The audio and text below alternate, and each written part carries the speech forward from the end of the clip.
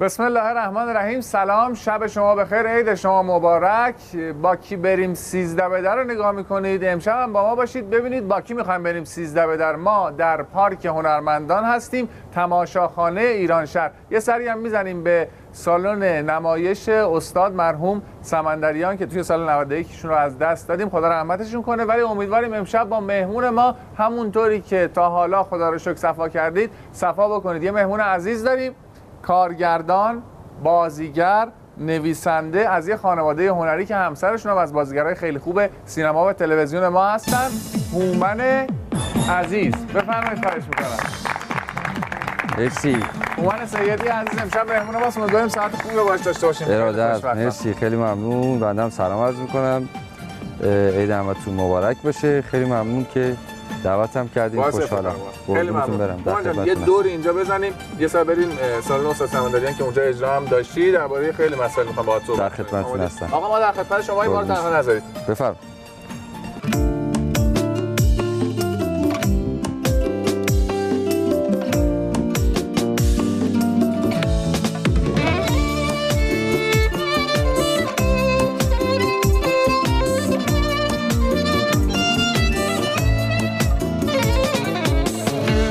از جیب ابرای بهار بارونو پر سبز میکنه سفره دنیامونو. بسته بهارو بو کن بوی دیدی بیدار، صدای پرستوها رو میشنوی چی میگن فصل بهارو توی لالزارو پای چشم ساچه دل پسنده. اگه دست هم و یارو هم قدم بی خیال غم باشیم قشنگه.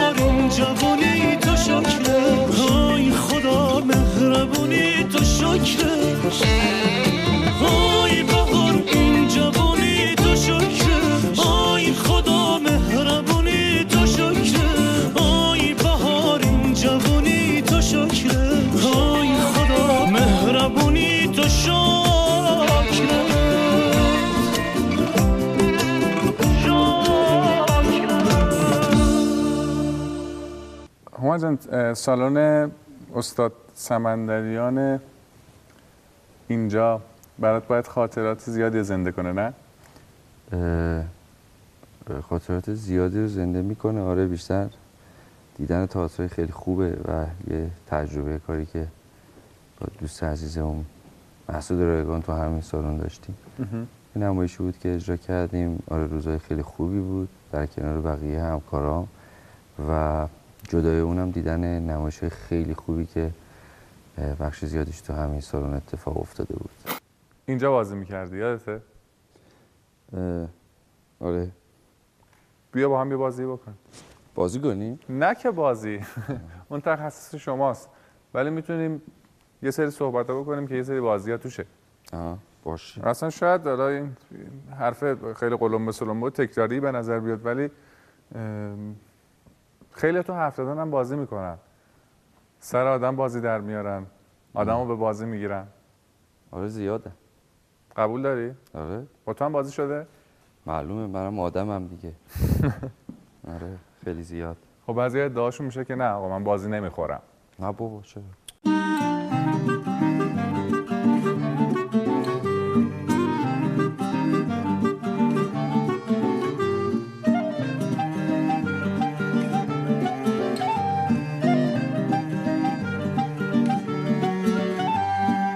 این سالن یه خصوصیت خیلی جالبی هم برای من داره. حالا شاید یه مقدار به طنز نزدیک بشه، ولی ما مهمونای زیادی داشتیم، هنرمندای گل مثل خودت که توی سالن‌های نمایش و سینما باشون صحبت می‌کردیم توی همین برنامه با کی بریم 13 به در. من همیشه این سوال ازشون می‌پرسیدم به شوخی و جواب قانع کننده همیشه کدوم نداشت. این سالن خودش به من جواب داد. من همیشه می‌پرسیدم آقا ما تو سینما میشینیم یا تو تئاتر میریم کدوم دسته مال منه؟ طبعا راست باید مال شما باشه. الان مشخصه که چپ مال منه. ببین چرا؟ چون الان من صندلیمو که بلند کردم خودش دسته چپ اومده بالا. مال شما راسته؟ مال من راست. بعد اون سمت شما اینم چپه. آره. من به نظرم باید مثلا اینو بالا ببرم. راحت‌تری که دستتو کجا بذاری. خب اگه یه وقت مثلا باید توافق کنی با بغل دستی. آخه من چپ دستم. خب بگو آقا مثلا اینجوریه، اگه اونم راست دست بود جاتونو با من. بعد اگه من با دوستم اومده بودم چی؟ اونم چپ دسته. با دوست چپ دستم بیام راحت‌ترم. میتونی تئاتر نری. آقا نه تو. چرا؟ سینما تئاتر رو بیخیال چی؟ بغل دسته صندلی؟ آخه دیگه اینجوری که تو موزل درست کردی پیچیدش کردی. نه به قول یکی از بچه‌ها میگفت مشکل تاریخی بشری. آره. نه بعضی واقعا تمرکزو میگیره. سر سفره یادم بچگی‌ها میشستیم، حالا تو همین دید و بازده عیدم بیشتر وقت دوره هم جمع می‌شدیم. من چپ دست همیشه اصلا تو اعتقادی به این داری که اصلا چپ دست بودن چیز بدیه؟ واقعا فکر کردم میگه چپ دست بودن باهوش‌ترن اون آدم‌ها اینا. باهوش‌ترن؟ یه چیزای اینجوری میگن. چپ دستی؟ من نه. گفتم میخوای حتما خودت تعریف. نه آخه من چپ دستم نیستم. کارهای باورت میشه اتفاقا بذار بهت بگم. من واقعا حالا اینو نمیدونم بگم یا نه، ولی کار قدرتی یا سنگی بخوام پرت کنم تو رودخونه نه جای دیگه، تو رودخونه با دست راستم زورش بیشتر است مچ بخوام بندازم، ولی نوشتن و کارهای ظریف‌تر هم با دست چپه. دست مختلط اینو که داریم. ولی فکر می‌کنم شما از دو دستت به راحتی میتونی استفاده کنید دیگه. نعمت خیلی خوبی. بزرگواری داره. البته تو ماشین میشینم میخوام شیشه رو پایین بدم، اگه راننده باشم با این دست میدم. نه خب این که ماشین تنها این چیزا نداره. فرقی نمیکنه. زندگی کردن در کنار یه هنرمند به عنوان شریک زندگی عالیه. اونم آزاده صمدی. عالی تره. اصلا هم بهت نمیاد که مثلا الکی بگی یا آدم زنجلیلی باشی یا چیزای از این دست. اصلا خیلی واقعی با هم خوشید. عالی. جهانبینی یا نظریات خودش رو داره خانم صمدی. ببین آزاده صمدی اگر نبود من هیچ وقت نمیتونستم فیلم بسازم و الانم اگر خدای نکرده اتفاقی بیفته که کنار من نباشه بازم نمیتونم فیلم بسازم. فیلمسازی الان توی این باره از اون مهمترین اتفاق زندگی منه. و دلیلش هم؟ کاملا. ولی تو سریالی هم که بازی کردی یکی دو بار باهاش مشکل داشتی تو اون نقشا. آره دیگه آقا تو چیز که تو راه پیپوین که چشم دیدن هم دیگه نداشتید. من مرد خشنی هستم. چون ای جان. اینجور وقتا نمیدونم چی باید بگم. فکر میکنم هر حرفی به نظر میاد پوچ و احمقانه است. خیلی دوست داشتم میتونستم یه کاری بکنم که تو کاش میشد. میدونم هیچ چیزی تو این موقعیت آدم آروم نمیکنه. فقط باید صبور بود و تحمل کرد. همین.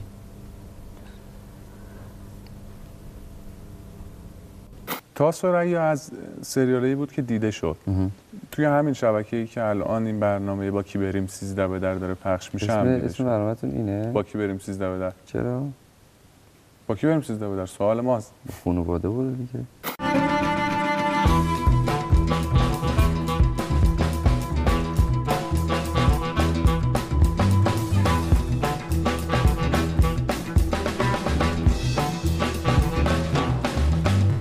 یه چیزی درباره هومن سیدی شنیدم، حالا صحت و سقمش به عهده راوی و تایید یا تکذیب خودت.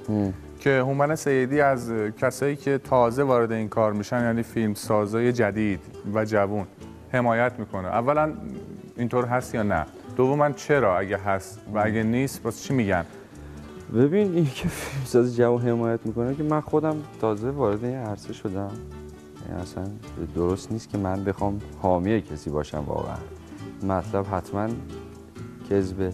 خب اما اینکه اگر منظور اینه که یه سری آدم‌هایی که دلشون میخواد فیلم بسازن اما شرایطش رو ندارن یا احتیاج به کمکی در حد کمک تجربی دارن، آره من این کار رو مثلا انجام میدم و دارم سعی میکنم تا پرورشش هم بدم.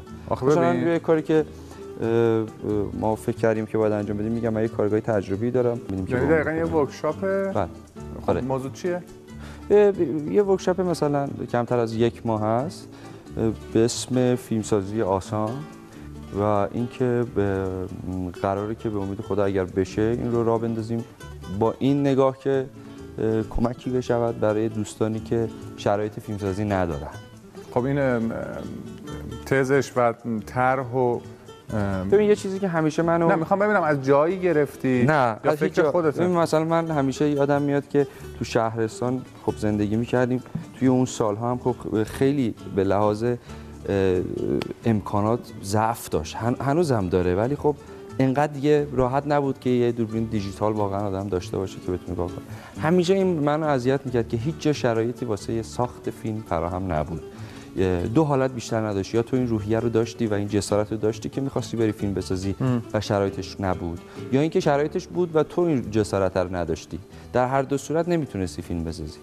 من خیلی دلم می‌خواست که همیشه این رو تو سرم بود که این کمک و این هندلینگ رو بتونم انجام بدم برای دوستانی که فکر میکنن توانایی ساختن فیلم رو دارن اما همیشه نگران پروداکشن فیلمن یا نگران اینن که از کجا باید اینا تامین بشه، یا کسی هست که مثلا فیلمی نسازن که آبروشون بره، حیثیتشون بره، یا هر چیزی شبیه این. خیلی خب. نه هومن ببین آخه تو در قالب یه ورکشاپ داری این قصد تو عملی میکنی. چی شده؟ میگم خسته نشدی؟ آره چرا من خسته شدم.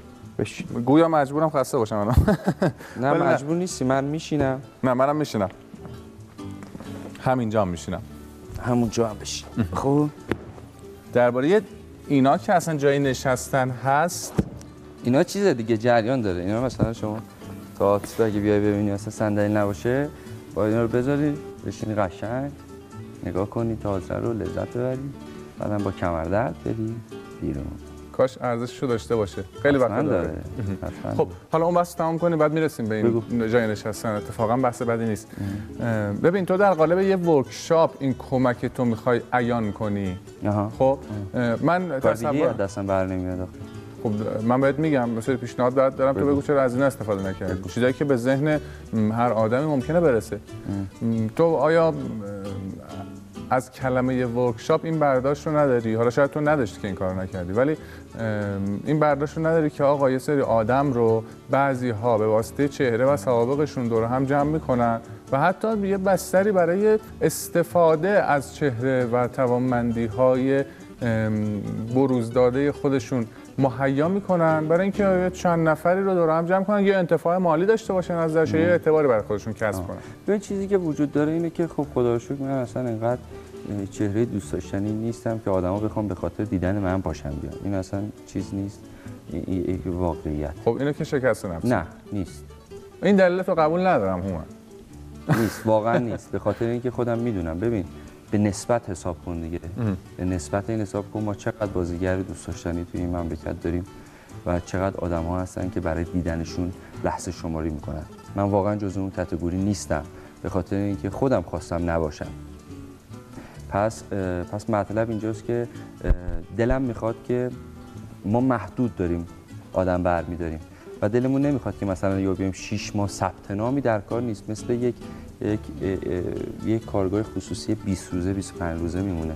فقط هم با هدف این که این دوستان بیان، اصلا تدریسی قرار نیست اتفاق بیفته، قرار یه سری آدم همدیگر رو فقط پیدا کنن برای اینکه بتونن 20 تا 30 تا فیلم کوتاه مثلا 3 دقیقه‌ای بسازن و در نهایت این 3 تا مثلا فیلم ها که با مجوز مثلا ساخته میشه جشنواره‌های داخلی داده بشه تا آدما بتونن خودشون فقط محک بزنن. خب بعد من قراره چیزی یاد این در کنار هم بودن چه کمکی میکنه وقتی قراره که 30 تا اثر مجزا ساخته بشه؟ مثل ورزش تو خونه یا تو باشگاه میمونه. خب ببین یکی از مهمترین نکته‌هایی که وجود داره واسه یه فیلمساز اینه که جرأت ساختن پیدا نمی‌کنه هیچ وقت. خیلی آدم‌ها هستن که استعداد فیلمسازی قطعاً دارن ولی میترسن که برن این کار رو انجام تو بدن. گزینش می‌کنی این 30 نفر رو؟ بله. یعنی باید نمونه کار برات بیارن؟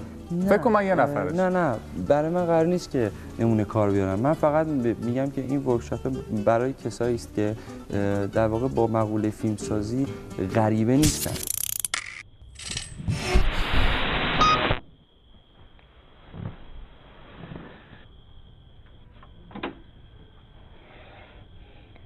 سلام. سلام. خوبی؟ امروز نیومدی کارگاه. خیلی نگرانت شدم. هرچی هم با تلفن تماس گرفتم جواب ندادی. یکم گرفتار شدم. نشد که بیام. اینا ریخته بود کف کارگاه. یه چک پاره شده است. گفتم شاید مال تو باشه. خسته ای. مزاحمت نمیشم. کاری داشتی صدام کن.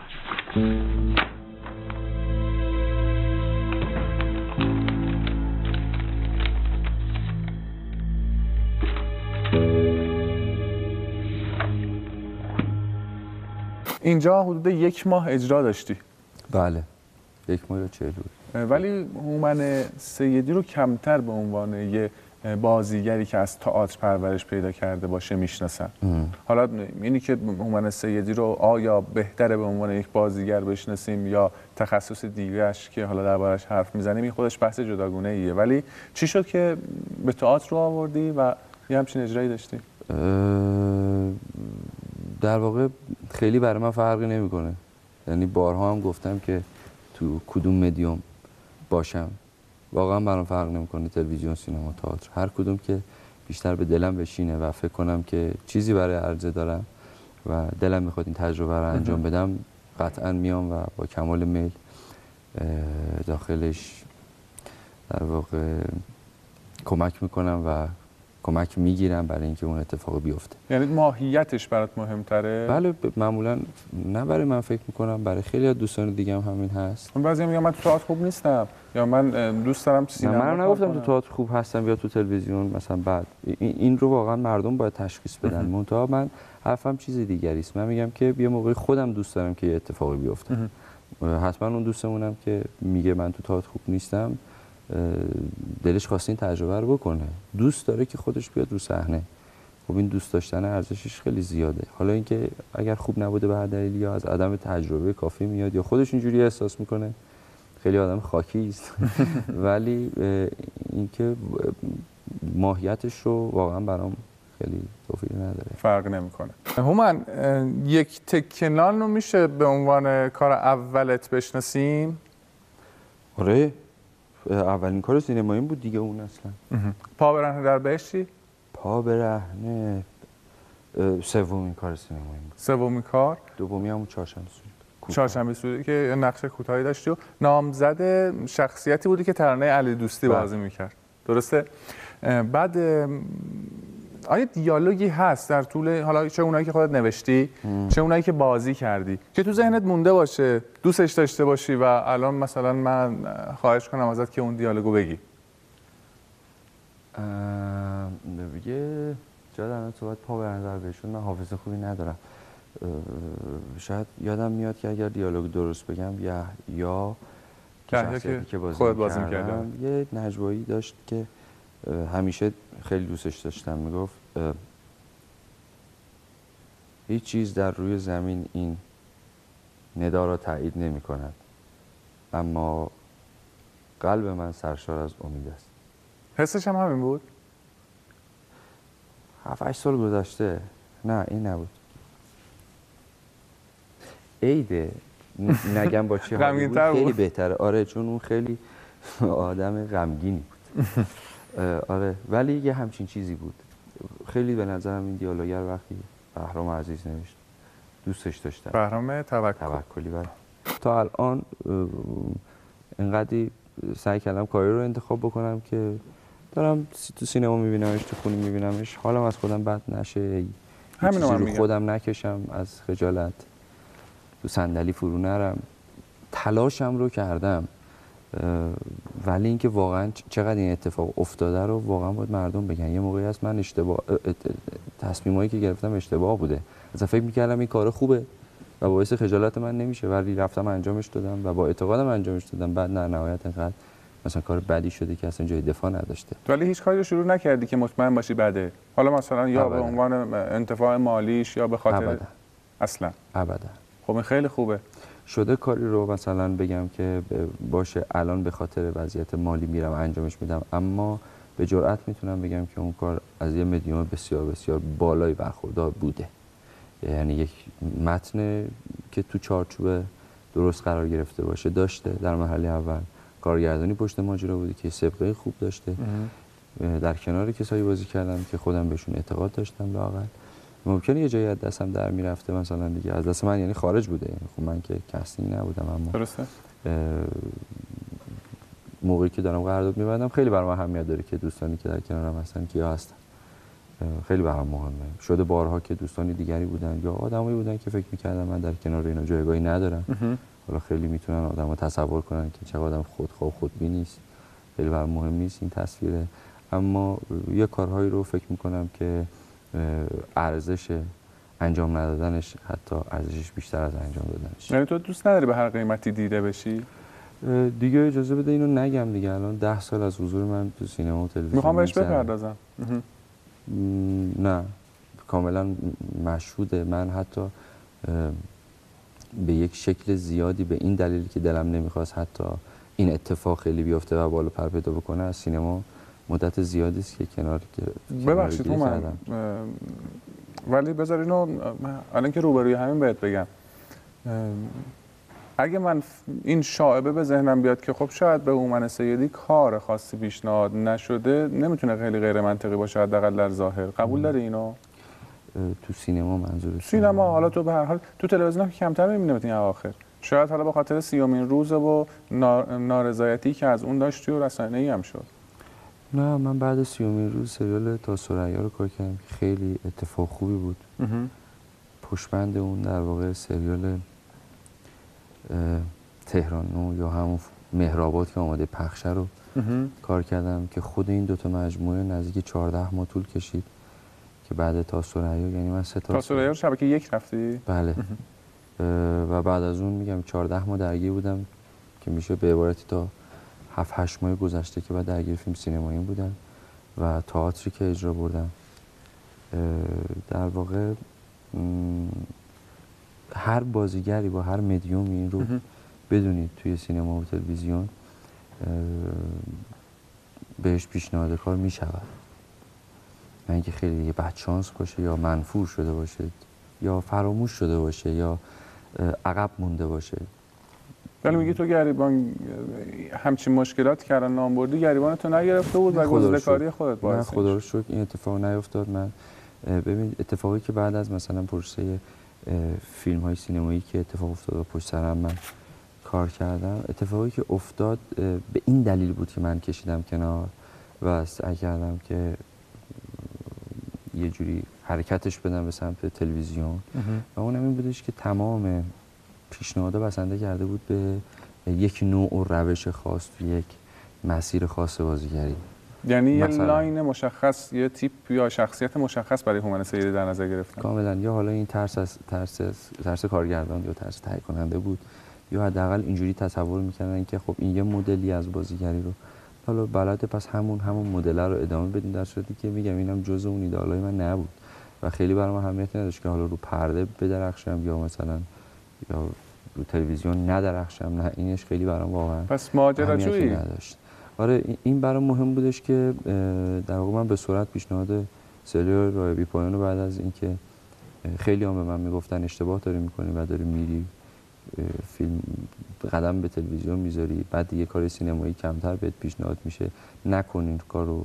اتفاقا من گفتم این تنها راه نجات منه، یعنی اینکه بازی کردن توی یک نقش متفاوت شاید بتونه من رو منفک بکنه و من رو نجات بده نسبت به اینکه خودم رو مبرا کنم از اینکه فقط یک نقش خاص رو بلدم انجام بدمش.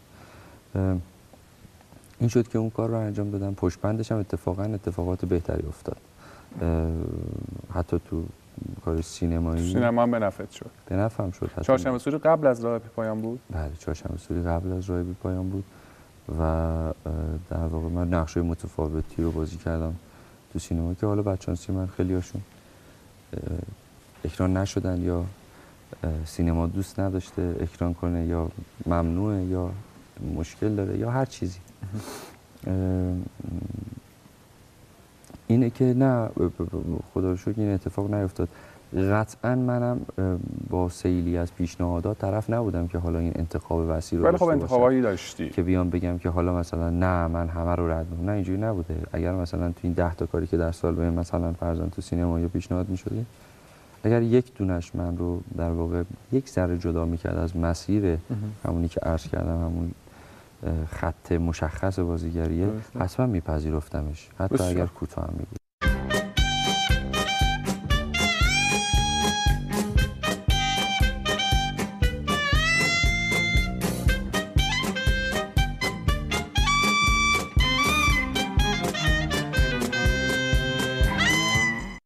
حال و هوای یه سالن نمایش ممکنه متأثر از کارهایی باشه که در طول زمان توش پخش شده. یعنی حالا پخش که نباید بگیم، ما تلویزیونیا مدام بگیم پخش، اجرا شده. آره. چون حالا از نظر فیزیکی هم که بخوای حساب کنی صدا همیشه جاریه، هیچ وقت از بین نمیره. خب ممکنه یه سالن تازه ساز با یه سالنی که این همه نمایش خاطر انگیز توش اجرا شده حال و هواش فرق کنه؟ آره من اعتقاد دارم، فکر میکنم که قطعا فرق میکنه. یعنی حتی شما به عنوان یه تماشاچی که برای اولین بارم میخواد بره تو یک سالونی یک اجرایی رو ببینه، شاید احساس بکنه تو سالونی که داره قدم میذاره مثلا فرضاً تو سایه یا چارسو چه قسمتی رو باش روبروست یا چقدر اون انرژی که شما دارید میگید هنوز اونجا جریان داره. خیلی اونجا اجرا کردن که الان در بین ما نیست. بله. واقعا این حس حالاش آره واقعا دیگه، یا مثلا فرق میکنه دیگه با سالنایی که شاید یه ذره روپاتر و تازه تر و نوسازتر. میخوام خواهشی ازت بکنم. من میخوام حسن استفاده رو از حضور هومن سیدی که خب کاراش نشون داده که تو کارگردانی حرفایی برای گفتن داره و حرفای بیشتری خواهد داشت بکنیم. یه تست از من بگیر. چیکار کنم؟ یه تست از من بگیر. آقا شما که آدم موقعیت شناسی باید باشید، یا وقتی آدم با استعداد می‌بینید. نمیخوام. من بازیگر نمیخوام. خب آقا یه تست برای من بگیر، کارگردان دیگه می‌بینن الان ممکن از من استفاده کنن. یه تست از من بگیر. با کدوم کارگردان کار کنی؟ من جوزف تورناتوره. درست شد. کدوم نقش کیو بعد مثلا تو کدوم از فیلماش دوست داری؟ نمیدونم حالا اصلا فیلم ازش دیدی؟ عشق آره. بازی بیشتر درسته. نه چرا اینجوری واقعا چرا درباره من قضاوت چون یه ذره از چیزو دیدم، تصاویر تو که دیدم راستی تست ازت دیگه با آقای خطیبی. خب نه واسه فرم باسپورس دیگه بود، اصلا فراموش کن. ته بازی همون بود دیگه. چرا اینجوری فکر میکنی؟ آقا اولا که اون بد نبود. خب این از اینایی هستی که اعتماد به نفسم داری. ای بابا، یعنی الان من به شما بگم مثلا فلان کارو بکن، شما مثلا آقا نه یه آدم گیج رو میشه برام بازی کنی، اینجا یه لابیرنت هم از گم شدی مثلا، بگو آی خستم تشنم. ببین سناریو هم بهم میده. خیلی خوب. آره مثلا گم شدی. ببین هومن جان، من قبولت دارم که اینو بهت گفتم. با من لابی نکن. نه نه با هم من دوست با باشیم. بازیگر کاری ندارم. بفرمایید سر جاتون. خیلی خشنه. آره. بگو وای خستم، وای تشنم، من گم شدم. خب این شخصیت طنزیه یا شما دیگه به اونش دیگه کاری نداشته باش. واقعا تو اینقدر اطلاعاتم به بازیگر نمیدی؟ شما یه آدم گم گشته هستی. کتمو که دیگه میتونم در بیارم یا طراحی لباسم میکنی؟ تیپت به هم میخوره با خودته. من تیپم به هم بخوره ولی راحت باشم بهتره. اینا همه رو من آقا لطفاً این کت منو بازیگری است که به تیپش اهمیت نمیده. خب این نقطه ضعفش حساب میشه؟ نه نقطه قوتته. جدی؟ آره. خب یعنی خیلی براش مهم نیست که چه جوری بیاد. آقا هنر برای هنر. بفرمایید زیاد توضیح میدید. بفرمایید. چقدر وقت؟ بفرمایید دوستان. خدا به داد اینایی برسه که واقعا براش بازی میکنن. کارگردان بد اخلاق. وای خستم، وای آب میخوام. این خیلی ساده است، دیالوگ بسیار ساده و گیجه. میخندی؟ نه خب دارم آماده میشم. ما اینجا مسخره‌ایم مگه آقا؟ نه آقا جون، ای بابا اجازه بدید من. بفرم. وای وای خستم. بفرمایید من با شما تماس میگیرم. معذرت میخوام، ببخشید چقدر من بی‌استعدادی. نزدیکتم نمیام خب، ولی واقعا متن چیه؟ ساده سخت لوحانه ای بود؟ بود. عزیز من این چه حرفی داری بهم توهین میکنی؟ اولا که من اونجا به شما گفتم من نویسنده نیستم. گفتم یا نگفتم؟ گفتی گفتم خیلی یه چیزی خوب. از درونم بیرون میاد به قلمم میاد. الان این اومده به این از قلمم. درونت بیرون اومد؟ وای وای خستم، وای وای آب میخوام میشه یا تشنم. میشه میتونی حتی این یه آزادی رو قابل دارم بهت قبول- میدم که بگی یا تشنم یا آب میخوام. حتی میتونی این رو عوض کنی. تو کارگردانی دیگه اجازه این نمیدم. انعطافو داره یعنی متن. آره الان مسخره کردی منو. نه میگم یعنی در تایید فرمایشاتتون. بله بله انعطاف. میخوای یه بار دیگه امتحان کن. من چون غلط گیجی بکنم رو ما نه دیگه. ندیدیم، چون خیلی شفاف داشتی مسیر رو میومدی انگار بلدی. میخوای من نوک انگشتم میذارم کنار پام 10 دور میچرخم که گیجی رو خوب نشون بدم نه ببین. اون که از تاب اومدی پایین نیست که، گیجی مفهوم داره. یه خورده بازش میکنید ببخشید استاد. همون شما بفرمایید تماس میگیرم، بهترین دیالوگی برای شماست. لااقل شماره‌مو بدم. شماره‌تونم دارن بچه‌ها. اصلا فکر نمی‌کنم تماس بگیریم باهاتون. من فکر کردم باید تو آسانسور چیزی گیر کنم. وای وای خستم، وای وای تشنم و بازیگری شغل سختیه و کار کردن با هومن سیدی خیلی سخته. یه ضد تبلیغ شد برای ورکشاپت.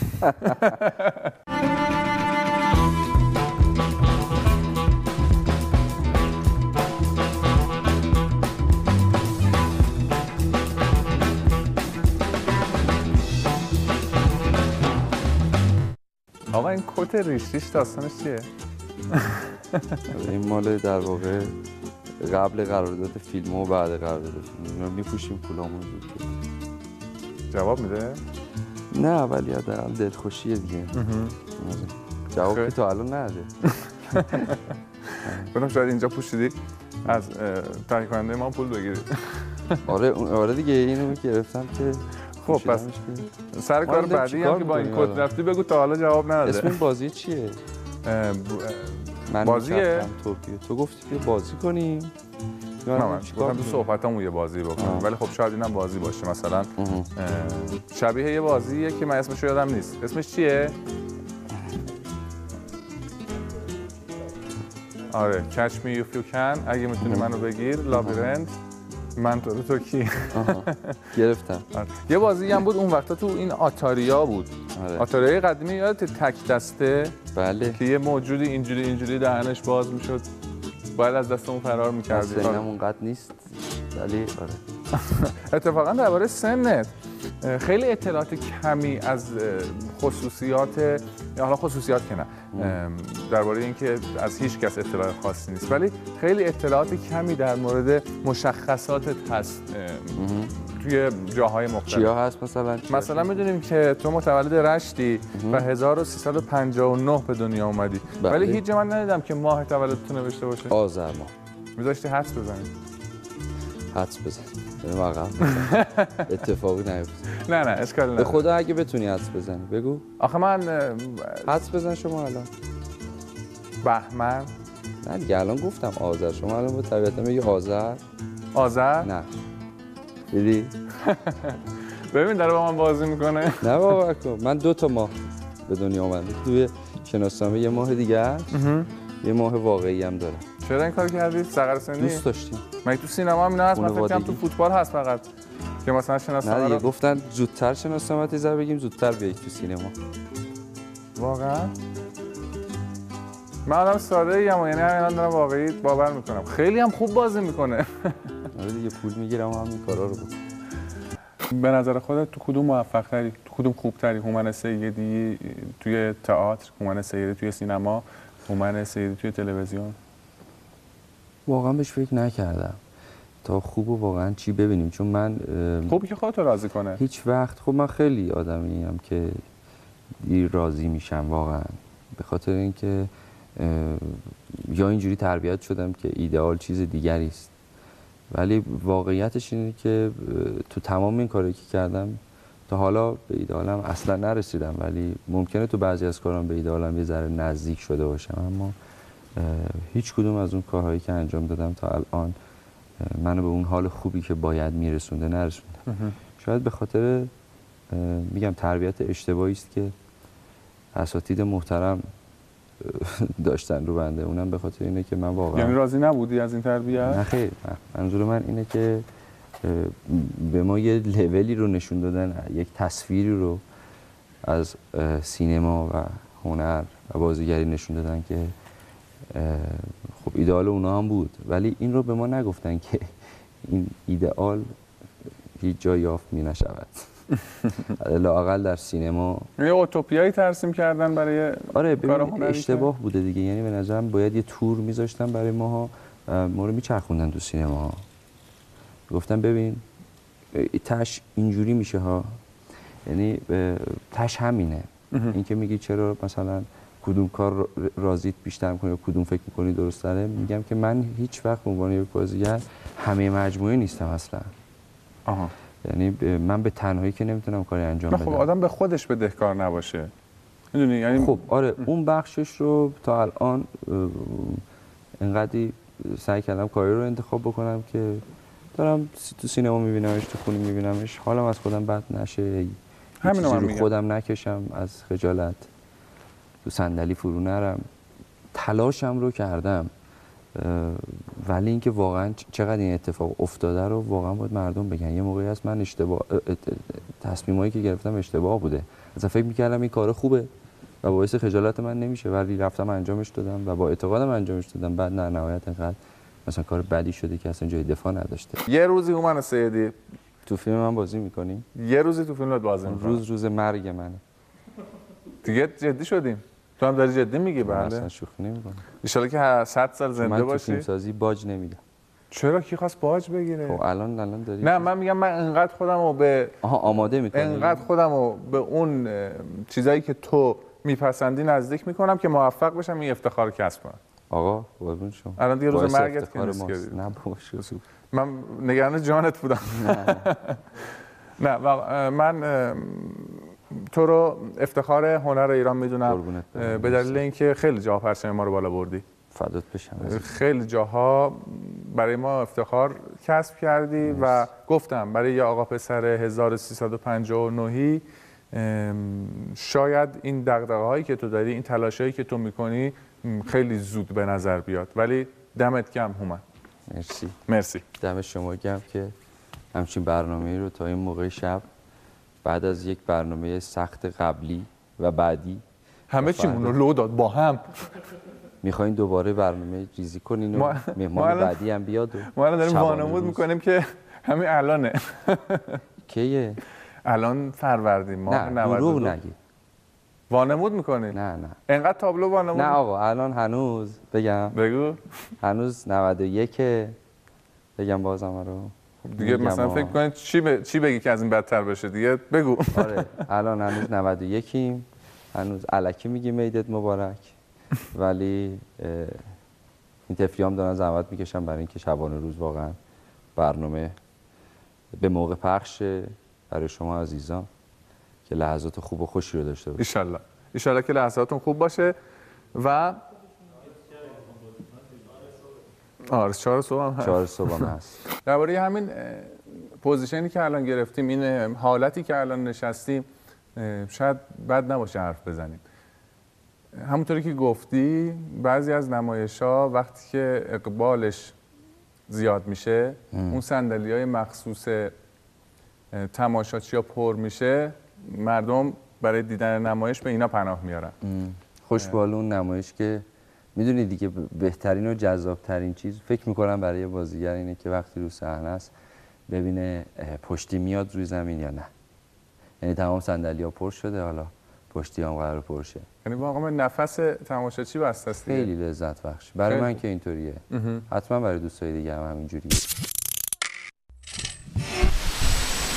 به جهنم که درست نمیشه. اصلا واسه چی من برداشتی آوردی اینجا؟ که به این مزخرفات گوش کنم؟ تو اگه به من شک داری واسه چی حرفت رو کراس نمیزنی ها؟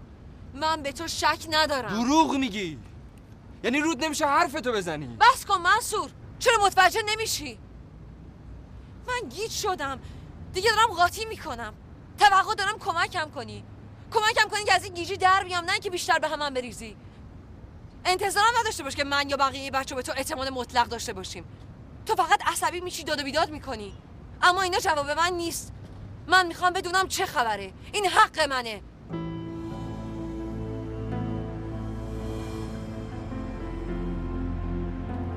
منصور، کجا داری میری؟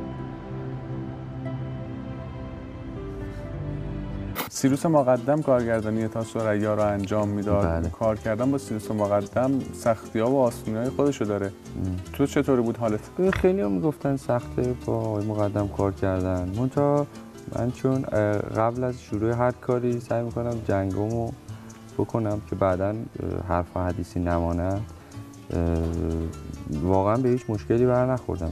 این که میگم جنگی در کار نبوده. همون جنگ اول به حصولها. آره، منتها سوالهایی رو دارم که در ابتدا میپرسم که ببینم موضوعم کجاست، ببینم شیوه کاریشون چجوریه، اصلا من با این شیوه میتونم کار کنم یا نمیتونم کار کنم. وقتی پذیرفتم برای کار کردن دیگه طبیعتا هیچ فشاری رو تحمل نمیکنم، یعنی برام سخت نیست دیگه. میدونم که باید با این سیستم جلو کنم. خیلی مواقع هم اصلا نمیپذیرم، همون روز اول عذرخواهی میکنم و میام بیرون. اما در مورد آقای مقدم واقعا موردی نبود که اصلا بر من جای سوال به وجود بیاره که با ایشون مثلا سخت کار کردن. خب این تصویر اولیه بنده بود از ایشون. بعد از اینکه وارد کار با ایشون شدیم، چون من نقشی رو به من پیشنهاد داده بودن که به شدت توی فیلمنامه به نسبت تمام شخصیت‌های دیگه خیلی کم رنگ‌تر و ناپخته‌تر. خب این هم من رو نگران می‌کرد، هم خودشون رو و بقیه دوستان رو. خب من یه اطمینانی رو می‌خواستم از آقای مقدم به دلیل اینکه یعنی این اطمینان رو به من نمی‌کردن و فقط به اون چیزی که توی فیلمنامه بود اکتفا می‌کردن. طبیعتاً یه ذره کار من سخت می‌شد و نگرانم می‌کرد، چون من با این قول آمده بودم که این اجازه رو به من بدن که من مقداری بالا پر این شخصیت رو اونجوری که فکر می‌کنم اضافهش بکنم. پس این بالا پرش کار خودت بود؟ نه، این درست نیست واقعا بگیم کار خودم. توی قصه کاملا شخصیت حمید مشخصا معلوم بود که میخواد چه کار بکنه و از کجا شروع میشه و به چه جایی میرسه. اما به نسبت شخصیت‌های دیگه کمرنگ‌تر از همه بود.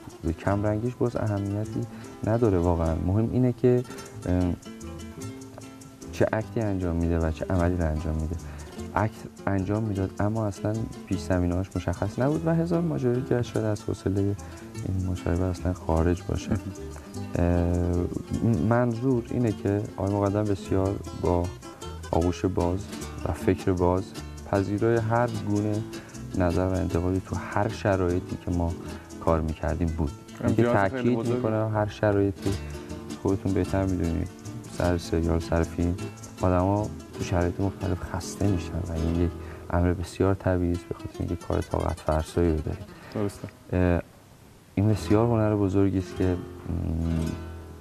پلان آخر اون روز کاری رو هم حتی بعد از یه روز سخت کاری داری به اتمام میرسونی، میخوای بگیری و مثلا داره آفتاب در میاد یا داره هوا تاریک میشه و حالا تازه بازیگر میخواد باهات بحث کنه و میخواد بگه که چه اتفاقی افته و اینقدر با فراغ و باز بیای جلو و اینقدر آمادگی داشته باشی که گوش بدی، نه لزوما انجامش بدی ولی گوش بدی و طرف مقابل به عنوان بازیگر این احساس رو داشته باشه که به من داره احترام گذاشته میشه و طرف اول داره به خودش و کار خودش ارزش میذاره. خیلی خوبه. برداشت من از کل رفتار حرفه‌ای تو سینما و تلویزیون اینه که خودت خیلی دوست نداری که دیده بشی، رو بیلبورد باشی، انگار برات ارزشمند نیست.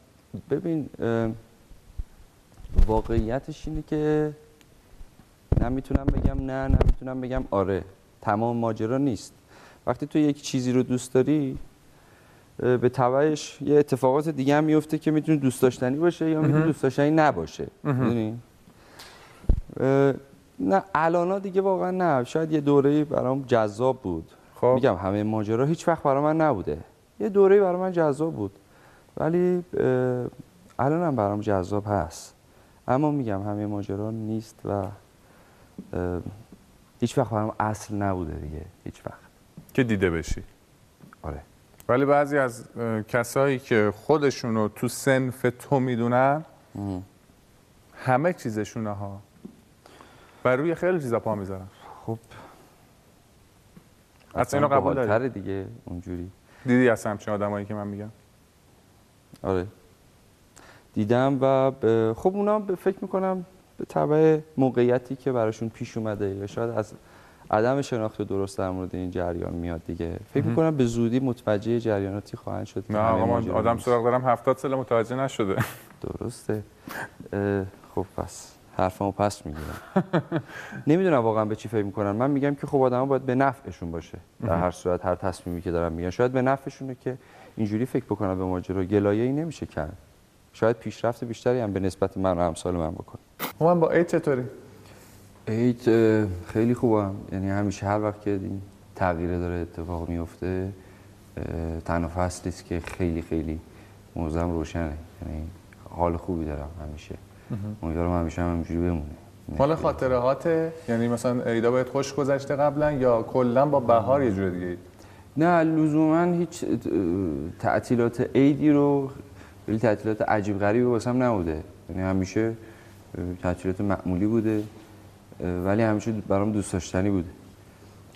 حتما هم به کودکیام برمیگرده. یعنی چه در خودآگاه هم چه در ناخودآگاه هم. شاید الان حافظم مثلا یاری نکنه که بگم فلان خاطره شاید باعث شده که عید رو تعطیلاتش رو دوست داشته باشم. عیدی که میگرفتید؟ آره دیگه قطعا. الان هم ممکنه کسی به هومن عیدی بده؟ من 2-3 سال نمیگیرم. چرا؟ نمیدونم ولی خب هیچ وقت واقعا این غرورم اجازه نداده که بپرسم چرا دیگه به من عیدی نمیدید.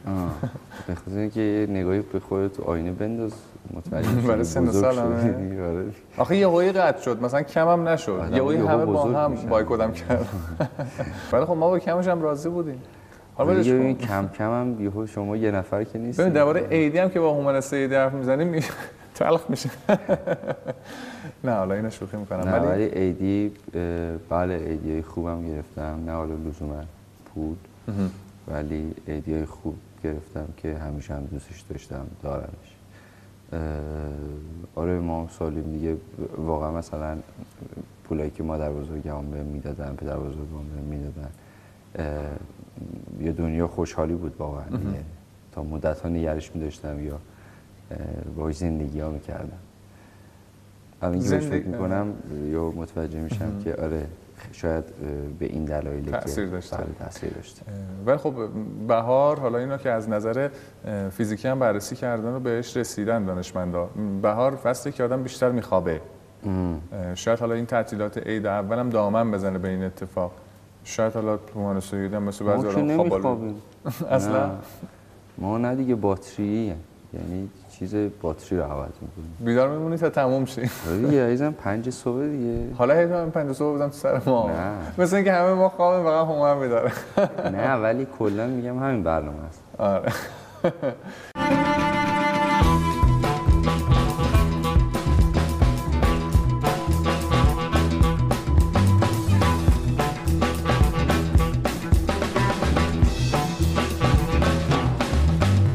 خب این برنامه هم لحظات پایانیشو میگذرونه. تندیس برنامه امشب با کی بریم 13 رو تو همین محیط شکوهمند و یه خورده ترسناک تقدیم میکنیم به هنرمند محبوب شما هومن سیدی عزیز. هومن جان تقدیم به شما با اینکه دارید میسوزی. این کتی هم که خیلی تعریفش شد درست سوراخ میشه. مرسی خیلی ممنون. عیدت مبارک باشه. امیدوارم سال خیلی خیلی خوبی داشته باشید. متشکرم از همه شما. پرلاشان ما رو ببینید با یه هنرمند و یه عزیز دیگه. متشکرم.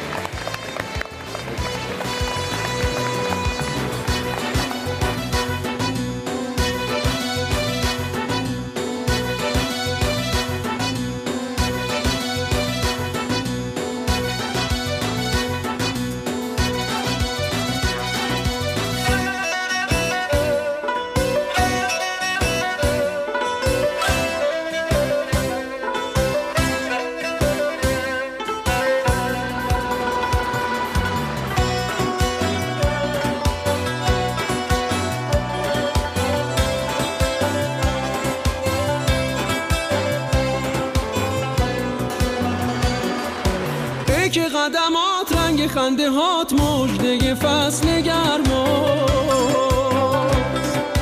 وقتی که از راه میرسی آخر عمر سرماست.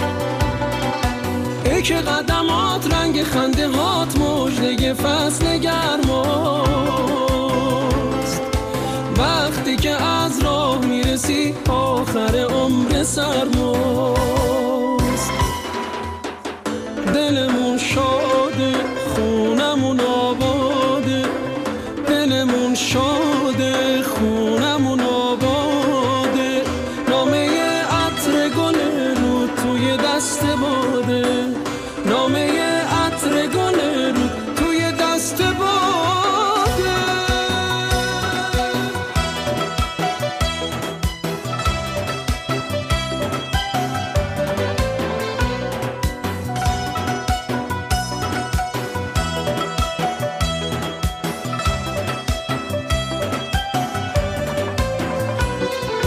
میگم که این عطر توه یا اشتباه گرفتم، نکنه ندونی که واسه دوباره جا گرفتم. ابر چشات بارونیه اما داری میخندی، گل میریزی و گل میپاشی و در رو غما میبندی.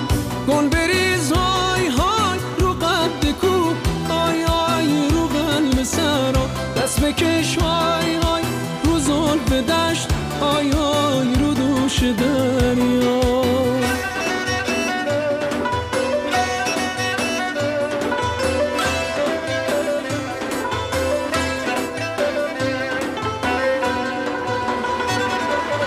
بعد 1000 سال هنوزم وقتی میای جوونی،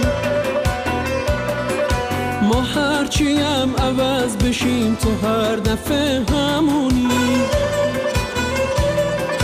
بازم پادر میونی کن آشتی بده دلا رو، وقتش از راه برسی نگاه کن آدما. گل بریز های های رو قد کوه، های های رو قلب سرا، دست بکش های های رو زلف دشت، های های رو دوش دریا.